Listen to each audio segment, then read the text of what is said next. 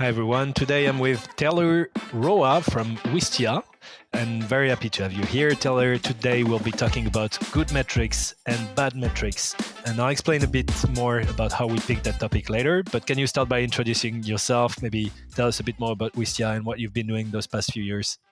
Sure. Thanks. First of all, Robin, thanks for having me. It's great to be here. I'm excited to have this conversation. As you said, my name is Taylor. I'm currently Director of Talent at Wistia. And I've specialized my career in building hiring functions from scratch at startups. I started in the staffing industry, technical recruiting, and I've grown into this in-house hiring function role. And it's been a lot of fun. I'm really passionate about building excellent teams and very interested in how companies can build an effective talent magnet, where so many companies have struggled with that in the past. So when we prepared the episode together, you said something that really struck me, and that was the basis for that for our recording today and our discussion. Talk a lot about metric, about time to fill, number of hires per recruiter, number of email sent per recruiter. And what you told me is that the only metric that matters to you is talent density, and that you actually want recruiters to discourage hiring managers from making a bad hire. And that's a very contrarian way to think about it. And I really like this because you went on to develop this and explain how we mostly track the wrong metrics.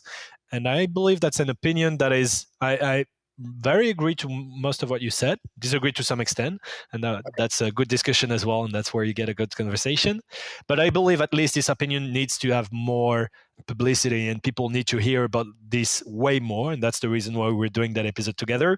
So stick with us during the entire conversation, because we'll try to tell you things that you haven't heard before.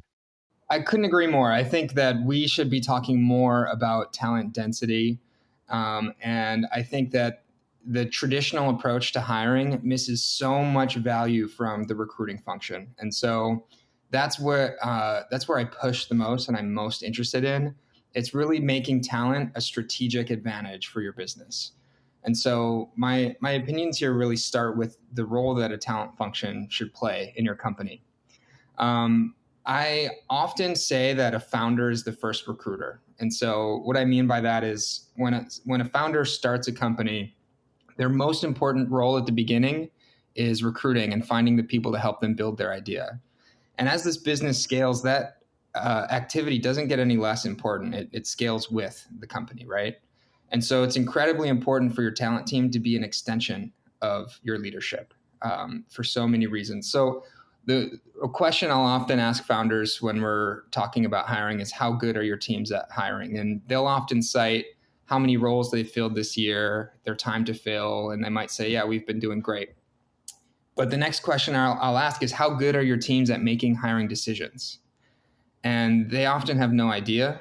The answer is likely much worse than they'd like to admit. And so I want to talk about why that is, right? We will often put the onus of hiring solely on a hiring manager. And the reality is that hiring on its own is a skill. It's a hard skill and one that takes time to develop. And when all your hiring managers in your organization are hiring on their own in a vacuum, you'll have a ton of natural variance in the quality of hiring decisions being made. And so a lot of companies take this approach, and then they might glue some recruiting function on the bottom of that to purely find candidates and spit candidates out at the hiring managers, right? But you have no idea of the quality of hiring decisions being made.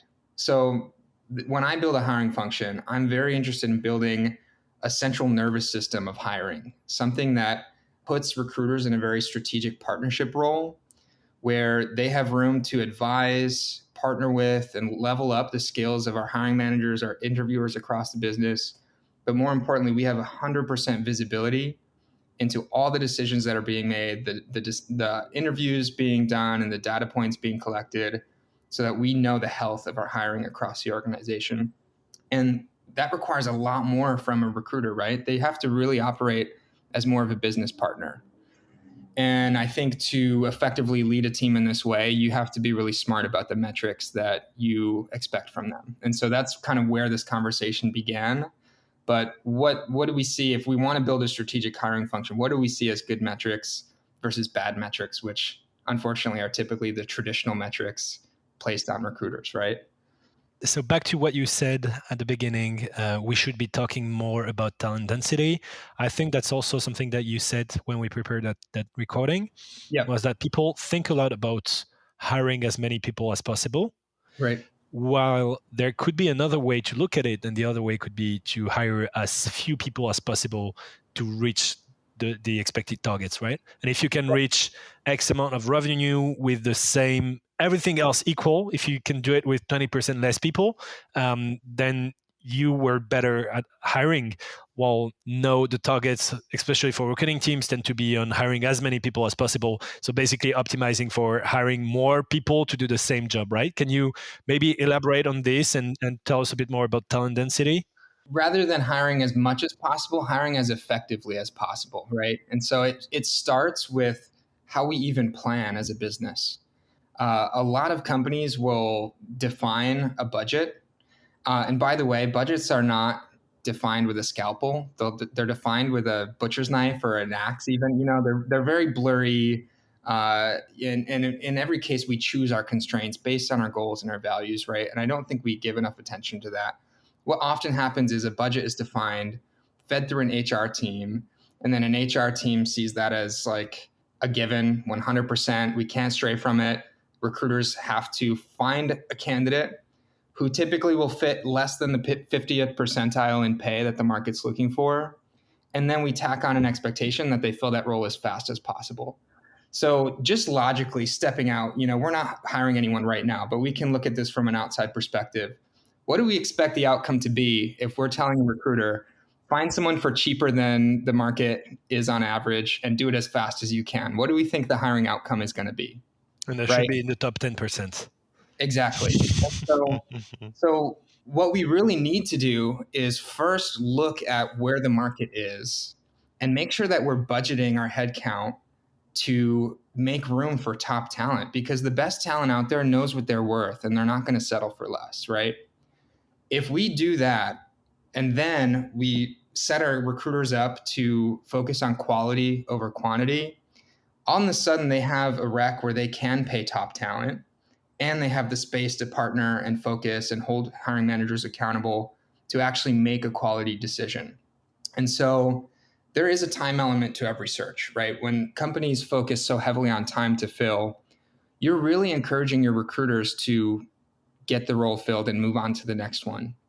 And that's not a metric that encourages a recruiter to say, hold on, I think we can actually make a better hire than what we have in the pipeline.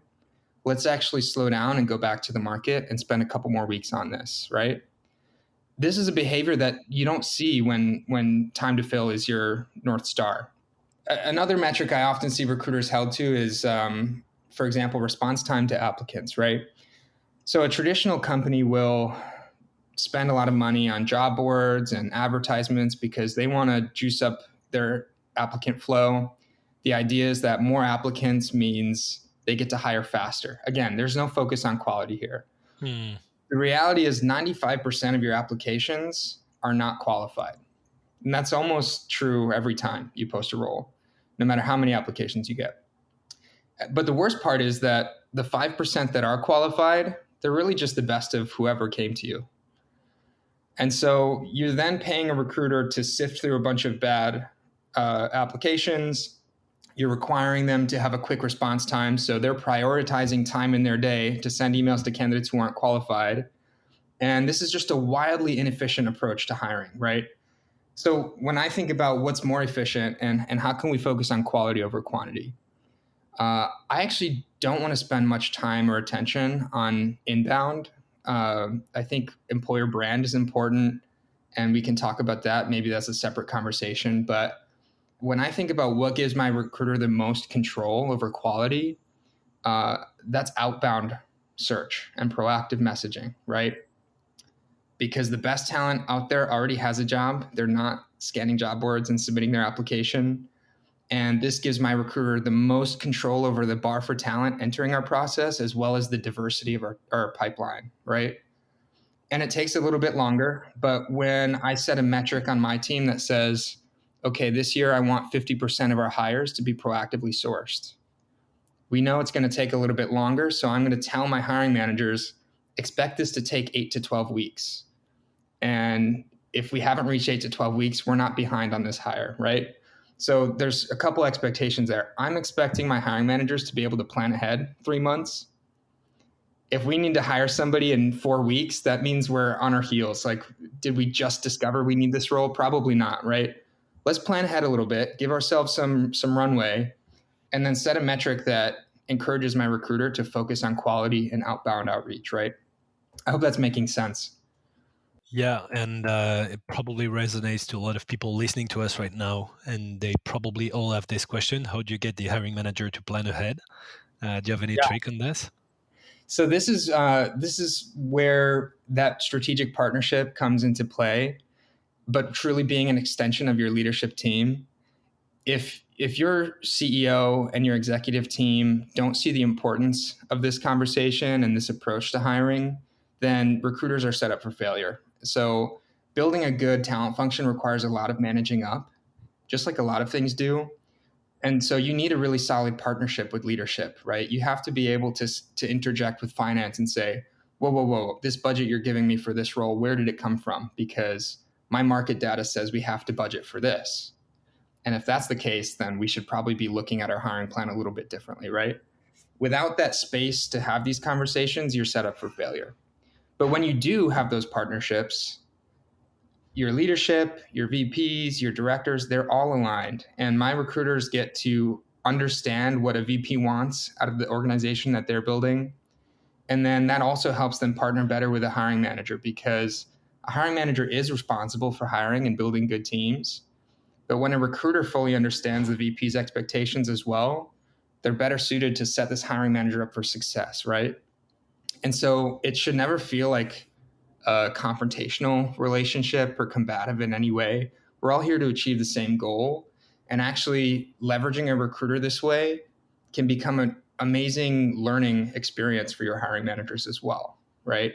Again, it starts with those partnerships at the top and the priorities and focus of your business. But I think the conversation often doesn't reach that point. I think, especially for companies that embed recruiting as just a little service function under HR, Mm.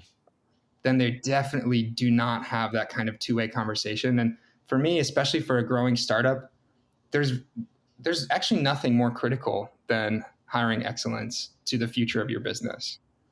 So your advice would basically be, if I'm getting this right, share A players to your hiring manager so they can learn on recruiting, right? That's what you're saying. Share this podcast with the team. Yeah, exactly. If you're having trouble pitching it, then hopefully sharing this conversation can help. Exactly. And there we have a few others. There is one with Matt Stevenson about how to create a culture of recruiting from early on. And this one is mostly for founders. So share that to your CEO as well. Back to talent density. So we talk about good metrics and bad metrics. We understand how metrics that are supposed to be good, like time to fill or response time to applicants, can actually be pretty counterproductive, because you Mm-hmm. end up spending time on things that don't really matter or just deprioritizing things that matter.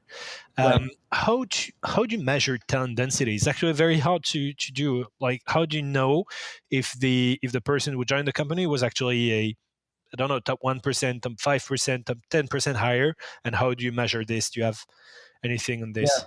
So I think that we have to understand that this is something that's very relative, and that it's very hard to define what good looks like tomorrow in a black and white sense. I think we have to see this more as something that we will constantly mold and shape over time to always be improving on, right? Because we start where we are. And the reason why I'm saying this is, if you think about how you scope a need for a role and what skill level you need against the market, you're looking at your team to make that comparison. And so, and we'll all think favorably of our team, as we should.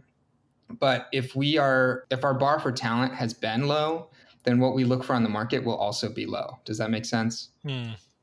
And so we have to constantly be looking to raise the bar in effective ways, but also be really partnering with our manager level and our people operations team to be really smart about performance, how we set goals and measure outcomes.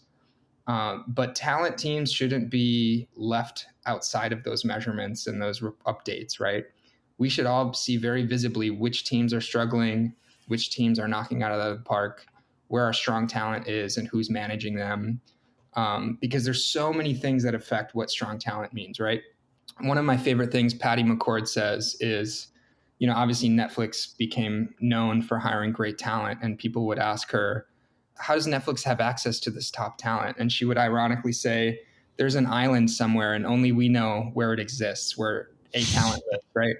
The reality is that like someone who's a strong fit for your company today could actually be a bad fit for another company on that same day, and vice versa. Someone who's not great at another company could be an excellent fit for your company. So if you look at it that way, it's a lot more about finding the right match for your needs and theirs.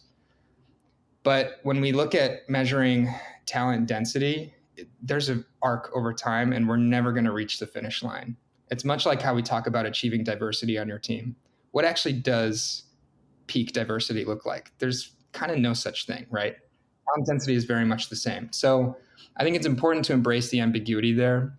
But I think what is really useful is to include recruiters in to that vision of performance across teams, where things are going well, where things are falling short, identifying also where maybe there's patterns of managers that have a lot of turnover or aren't seeing a lot of growth, or we have A players leaving these teams, because all of this matters. And you will actually find if you have recruiters playing a strategic partnership role, they have so much insight that can be really valuable to these conversations as well.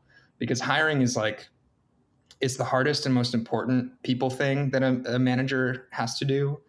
You learn so much about someone's strengths and weaknesses as a people leader if you partner with them on hiring, right?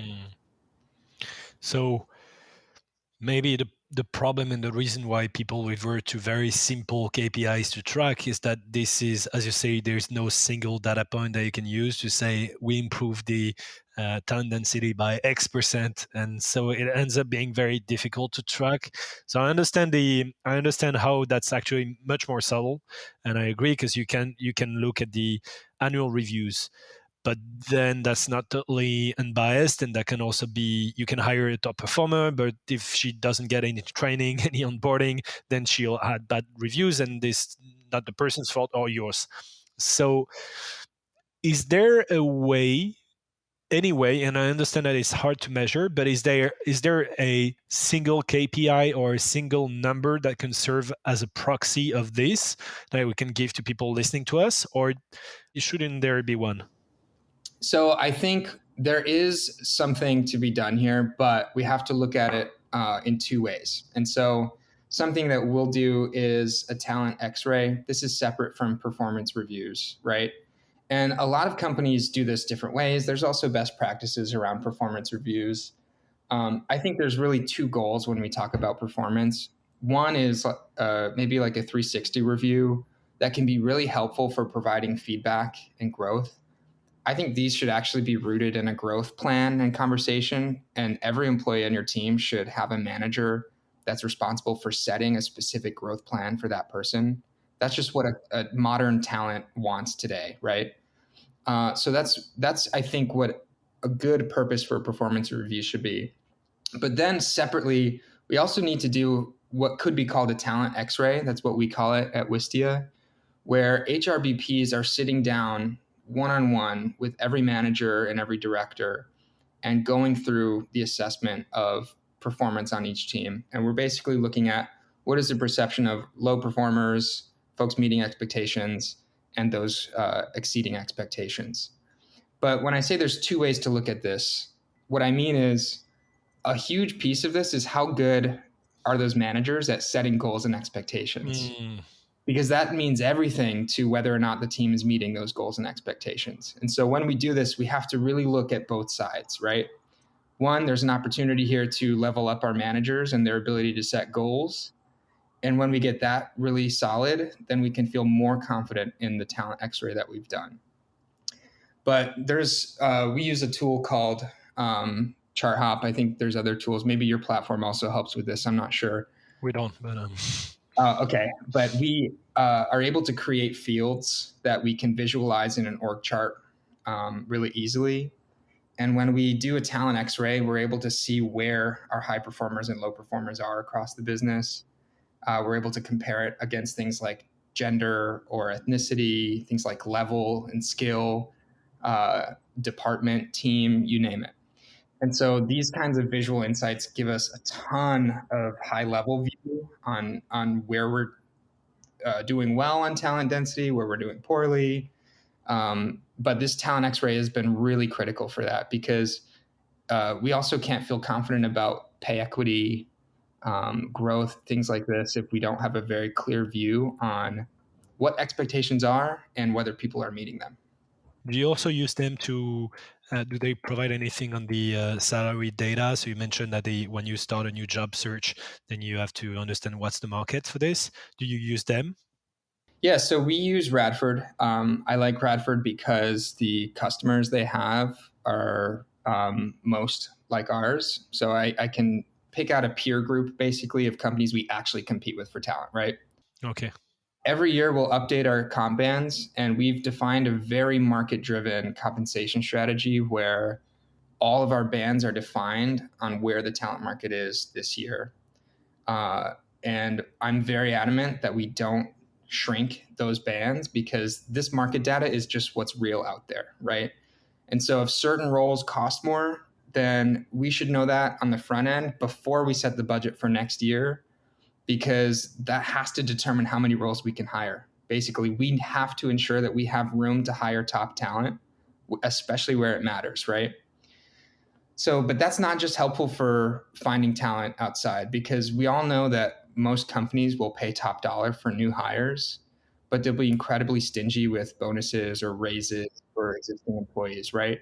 And this is really where pay inequity is born from. If you think about the way companies typically will paint a standard percentage raise across their team, whether that's 3% or 5%, that simply just compounds inequity over time. If two people start at different levels, but they get the same percentage raise over time, the gap between them widens, right? But the one who started lower and maybe has been there longer will just fall lower and lower below the market, making them more and more likely to leave or be poached by Mm. competition, right? So I emphasize this because it is expensive to pay people well and to be focused on retaining top talent, but it's actually less expensive than losing your top talent consistently and having to replace them, right? Because I can have these conversations and be proactive with finance, they're able to plan ahead for this, and we're able to be really fair and consistent.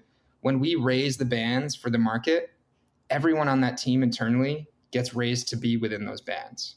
What is the name of the tool that you mentioned? I was trying to find it. Oh yeah, so we use Radford by Aon. And how do It's you write this? Radford, Radford. Oh, okay, got it. I know about Pave and Figures as well in Europe, but I didn't know about that one. Yeah, Pave is interesting. I like the idea of Pave because it's real time. So it integrates with your HRIS, so I can see what people are paying today. The downside of something like Radford is they do an annual survey. And so when the survey hits and it's brand new, fresh, on average, it's actually 6 months old. And then Mm. 6 months in, it's actually 12 months old data. So there is a drawback to that. But I haven't signed on with Pave yet because they don't have transparency around who their customers are, and they don't have the ability to pick a specific peer group. Because again, I want to be really intentional about who I'm comparing my data against. It doesn't make sense for Wistia to comp against Target or General Electric, right? I want to comp against HubSpot, Wayfair, Chewy, even Twitter, right? I want to make my band commensurate of who we're actually competing with for talent. There is a company called Figures that allows you to do this, but I think they're only in Europe for now, so Got don't it. worry for you. And Yeah. back to good metrics and bad metrics. At some point, you mentioned that you wanted 50% of your hires coming from outbound. What type of metrics do you use in outbound? Because here, typically, this is an area where you can have very bad metrics, like number of emails sent, Right. and it's hard to find the fine line between input metrics, like how many messages do you send, and output metrics, how many candidates do you get, or how many hires do you get. So, Yeah. what's how do you navigate this?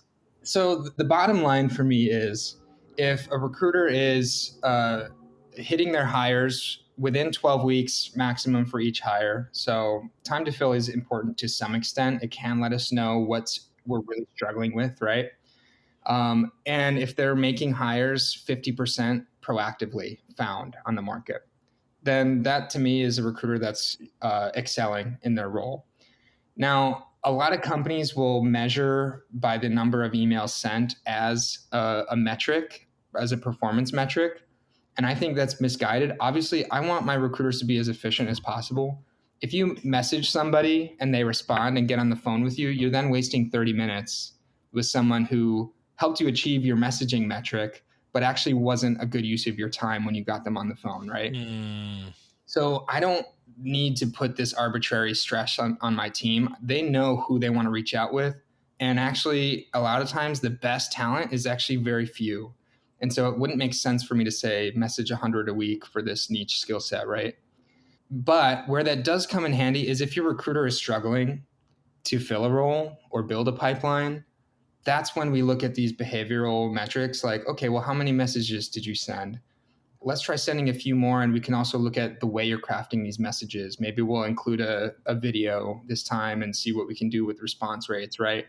But for me, these behavioral metrics are all about coaching, not about performance.